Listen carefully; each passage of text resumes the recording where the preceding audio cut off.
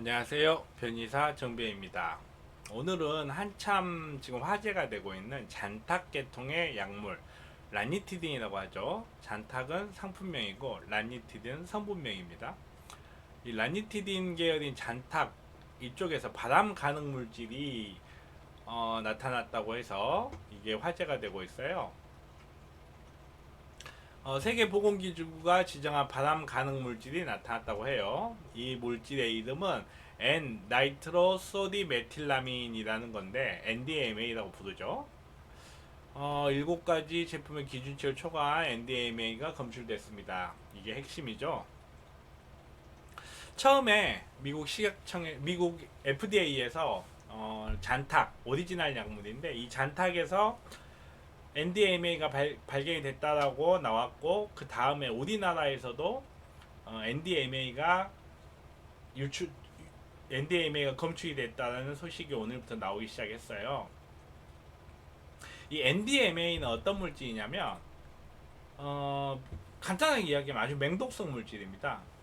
2013년에는 독사를 목적으로 사용되기도 했을 만큼 맹독성 물질이고, 그리고 간에 일반적으로 간, 신장, 폐 등의 암을 일으킬 수 있는 2급 발암물질로 분류가 되어 있어요. 장기간 복용했을 경우에 간, 신장, 폐 등의 암을 일으킬 수 있다는 거죠. 그리고 많은 용량을 먹을 경우에는 간 손상에 의한 간 부전증을 일으키고 종국에는 폐 섬유화로 인해서 사망을 한다고 해요. 아직까지 해독물질 같은 게 알려진 건 없고요. 지금 현재 약물에서 발견된 양은 아주 적어요. 극소량이 발견된 것으로 알려져 있는데, 일단은 이걸 이렇게 변호사의 관점에서 바라보면, 자, 과연 이 약물이 손해배상이 가능할 것인가 라고 했을 때, 일단은 약을 제조한 회사에는 기본적으로 손해배상이 가능할 거라고 보여져요. 이전에도 한번 다룬 적이 있지만, 제조물 책임법에 의하면 이런 경우에는 손해배상을 하게 돼 있죠. 그리고 제조물 책임법의 면책 규정에 해당하는 이 양품을 제조할 당시의 과학기술적 한계도 알지 못했다라고 하기가 어려워요. NDMA가 이런 약품 같은 걸 생산하는 과정에서 발생할 수 있고 검출될 수 있으면 이미 오래전부터 알려져 와 있던 사실이거든요. 게다가 이미 미국 식약청에서 먼저 발표한 적도 있기 때문에 제조 회사 입장에서는 제조물 책임법에서 벗어나기 어려울 것 같아요. 하지만 그럼 국가를 상대로 해서 손해배상 청구를 할 수 있을 것인가? 국가가 약품이나 이런 의료기기 같은 것을 관리 감독하는 과정에서 어떤 문제가 발생했을 때 과연 국가는 거기에 대한 관리 감독 책임을 질 수 있을 것인가 라고 했을 때, 일단 현재 상황에서는 어느 정도 가능할 거라고 보여져요. 왜냐하면 약품에서 NDMA가 발견이 된 게 이게 처음이 아니에요. 기억을 하실지 모르겠지만 이미 2018년 여름에 고혈압 약인 발사르탄 계열에서 NDMA가 유출이 돼서 한번 소동이 일어난 적이 있어요. 특히나 발사르탄 같은 고혈압, 심혈관계통 약물은 장기 복용하는 경우가 많은데, 잔탁 같은 계열의 약물은 뭐 복용을 오랫동안 한다고 해도 보통 한 16주 이상 복용을 해야 될 상황이 얼핏 떠오르지가 않아요. 근데 최대한 16주 정도? 물론 이제 위장관계 수술을 했다든지 뭐 이런 특별한 경우에는 장기 복용을 할 수도 있겠지만, 일반적으로 장기 복용이 그렇게 많이 되지는 않는 약이기 때문에.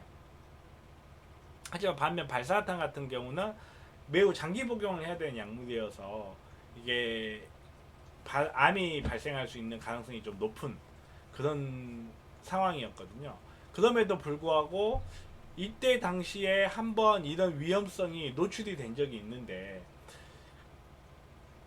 동일한 문제가 또 발생했다 한다면, 이거는 국가에서 관리 감독을 제대로 하지 않는 게 아닌가 하는 생각이 좀 들어요. 물론 더 자세한 거는 살펴봐야 되겠지만, 약물에서 NDMA가 검출돼서 이미 동일하게 한번 문제가 됐음에도 불구하고 또 다시 약물에서 동일한 독극 물질이 NDMA가 발견이 됐다. 이거는 좀 문제가 있어 보여요. 특히 NDMA 같은 경우는 잘 알려진 물질이에요. 독성 자체도 잘 알려져 있고 이것이 이런 약물 같은 것에서 검출이 될 수 있다는 사실, 이런 것도 잘 알려져 있는 물질이기 때문에 당연히 국가로서는 이런 부분을 주의해서 바라봤어야 되는데 이거를 게을리했다 라고 한다면 이거는 분명히 문제가 있지 않나, 국가의 관리 감독상의 책임을 물을 수 있지 않나 하는 것이 제 개인적인 생각입니다. 그러면 손해배상을 한다고 했을 때 어느 정도 범위에서 손해배상을 할 수 있느냐, 앞에 말씀드렸다시피 그 발사탄 같은 심혈관계 계통 약물과는 달리 이 NDMA 그 잔탁 같은 약물은 그게 장기 복용하는 약물이 아니기 때문에 사실상 이걸 복용해서 암이 발생했다는 것은 상정하기 좀 어려워요. 그러면 약을 교환하고 교환받는 정도, 그리고 거기에 아주 약간의 위자료 정도가 포함되지 않을까 싶은데 실질적인 소의 이익은 없을 거라고 바라봐져요. 물론 집단 소송으로 간다면 어느 정도 소의 이익이 있을 수도 있는데 그렇지 않고 일반 개인이 소송을 했을 때 실제 얻을 수 있는 손해배상액 자체가 워낙 적기 때문에 소의 이익 자체는 없을 거라고 보여져요.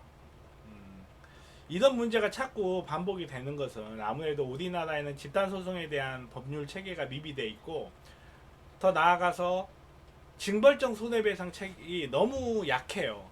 뭐 3배, 최대 3배였나? 아무튼 최대 3배 정도 되는데 너무 약하죠. 뭐 미국이라든지 이런 것들처럼 수천만 달러씩 매길 수는 없다 하더라도 최소한 기업의 입장에서 이런 제조물이 잘못되면 자기네들이 정말 망할 수도 있다라는 경고를 올릴 정도의 손해배상이 이루어져야 될 텐데 그렇지 못하다는 거죠. 실질은. 일단은 식약청에서도 약품을 교환을 해준다고 하니까요. 약품을 교환해준다고 하니까 일단은 가장 빠른 시일 내에 약품을 교환할 수 하는 게 좋겠고요. 꼭 라니티딘이 아니더라도 시메티딘이라든지 뭐 아주 심하신 분들은 PPI 같은 대체할 만한 약물을 충분히 찾을 수 있기 때문에 너무 걱정을 안 하시는 게 좋을 것 같습니다. 게다가 단기적으로 복용했을 때 암이 발생했다라는 것은 좀 상정하기도 어렵고 B급 발암물질이긴 한데 이게 발암물질이 아니다도 말이 많아요. 그래서 고용량으로 복용하지 않는 한 간 손상이 발생할 우려도 그렇게 높진 않기 때문에 너무 크게 걱정하실 일은 아니다. 다만 이것이 법률적으로 권리를 구제받고자 했을 때 기대할 수 있는 손해배상액은 그렇게 높진 않을 것이다 정도로 정리될 수 있겠습니다. 자, 오늘 여기까지 마치겠고요. 오늘은 난리티딘과 NDMA에 대해서 알아봤습니다. 지금까지 변호사 정변이었고요. 유익하셨다면 여기쯤에 있는 구독하기, 좋아요 부탁드릴게요.